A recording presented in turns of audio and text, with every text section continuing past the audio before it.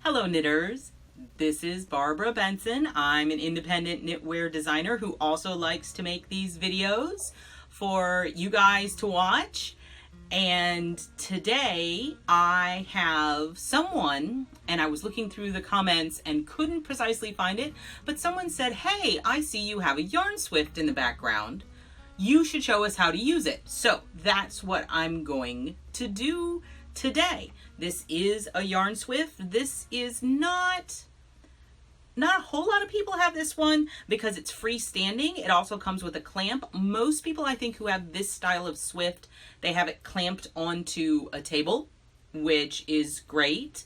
But I was lucky enough that my husband got me this for one Christmas, and it's fabulous. It is a Strouch, and I can put a link to where you can get this. This is the style of swift that I'm going to show you how to use, and it's called an umbrella swift because it opens up like an umbrella.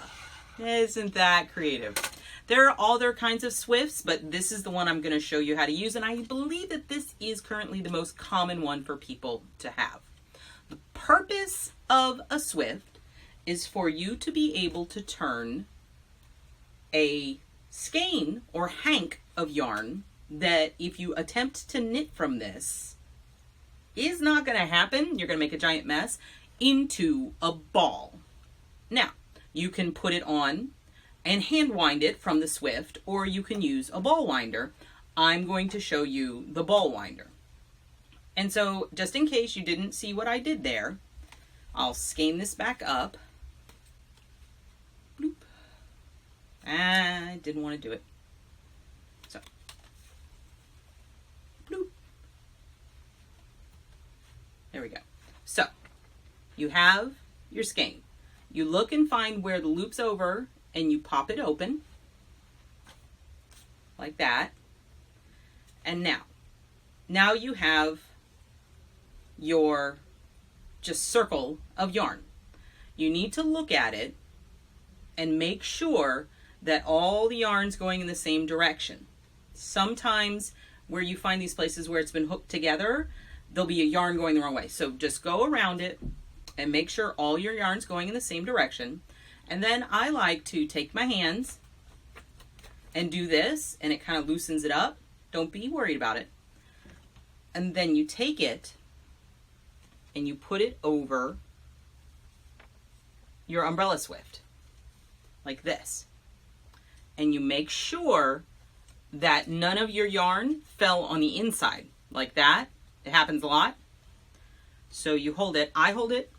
Now with this one hand, I'm holding the yarn so it doesn't fall off. Then you go to the bottom, right here, and what happens is this slides up, and as you're pushing it up, you let your yarn, and you just push it up until the yarn is taut. Don't try to really stretch it out. Just get it taut. So it's doing, doing, doing. Then once this is up and you're holding it, you take this secondary piece and slide it up just under it so it's supporting it. Again, don't shove up real tight. And you twist this. Now, I recommend not cranking this down because it's going to damage your wooden spindle here, and you don't want to do that. So that is why this particular piece has this rubber gasket here. So you roll up the rubber gasket and then it makes sure it holds it. If your swift doesn't have the rubber gasket, let me roll this down. If you don't have the rubber gasket, a rubber band works just fine, and you just pull it around and loop it like that. This is really necessary because if this piece slides down during winding, you are going to sincerely regret it because all your yarn is going to fall down and it's going to be a mess. Because, I'm going to roll this back up, because our next step is to cut it loose.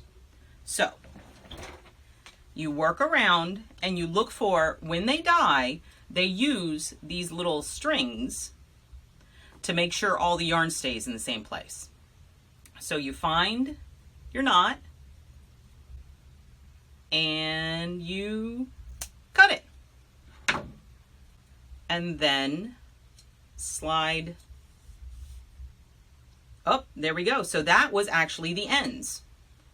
So we're going to keep those there. Those, my first one, rarely do I get it. So those were actually the ends of my yarn. So we're going to leave those there. And we're going to go around and find the other places where it's tied and cut it off. Look, it weaves through. There we go. This is my Malabrigo. And then we're going to spin it around. And here's another tie. Again, cutting it off. And we're going to spin it around a little bit more and see if there's any more ties. There are not. So now, the next step is to just pick one of these ends. I'm going to loop this one here, and this is the one I'm going to ball the end from. And what I do is I manually run it around just one full revolution to make sure that it's not catching. This one did well. Now I'm winding it back up, and I'm just going to see if I can get a catch. Now, this one's actually a really good seam. Sometimes what happens is you start pulling and it's gone, like it's coming through here. So running it around one time is making sure you're not going to have any snags. Snags happen, but it will help if you run around. Now, for the ball winder part, you have to use your ball winder however it works. Mine, you loop it through this tensioner. And this is important because it maintains an even tension as it's going on. I like to wrap it around once, and you put it through these little, if you can see, these little guys here. And then you always make sure you turn in one direction at a consistent pace. And I really recommend not going crazy fast. The faster you go, the tighter it's going to wind it onto your ball, and that, especially if you end up sitting in the ball for a while, can cause problems. So then you just start and you just crank. And that's it. A slow, steady pace.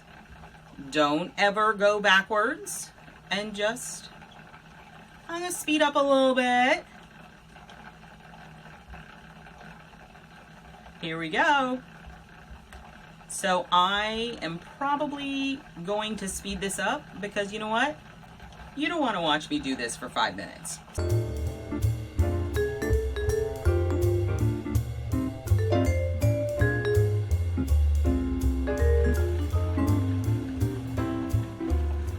Now, as you're getting down to the end, you got to watch it. I grab a hold of it because what's happening is it'll start, instead of the tension spinning it, this just starts moving around. So then I hold it with my hand to make sure there's still tension, just loosely, and there we go. So we have a ball. Now, how you take this down is, now that the yarn is gone, you can make this go as tall as you want. Loosen this up, roll the rubber gasket down, and drop it. And you've done that. And now, one fun trick is, if you want to keep track of what the yarn is, you take it, fold it over, then this, if you are a person who works from the center pole, this is your center pole. You put the center pole inside your little envelope you made, right? And then when you move this up, you allow it to slide inside of your yarn cake, right? And so then when you need to get your center pole, all you got to do is this. I personally do not use center pole. I knit from the outside, but that will always be in there. And so if I set this aside and don't work with it, which isn't going to happen because I'm going to knit this today, I know what the yarn is. So that is how you use an umbrella swift with a ball winder. If you have any questions, please feel free to ask in the comments. I'll be happy to answer them if I went too fast anywhere. I will have a link to where I got this in the description, and also in the description you'll find a link to my pattern pages on Ravelry. If you're interested in knitting any of my patterns, you can buy them there. If you liked this video, please click the like button, and if you would like to be notified whenever I make a new video, you can subscribe to my channel by clicking that link. Thank you so much.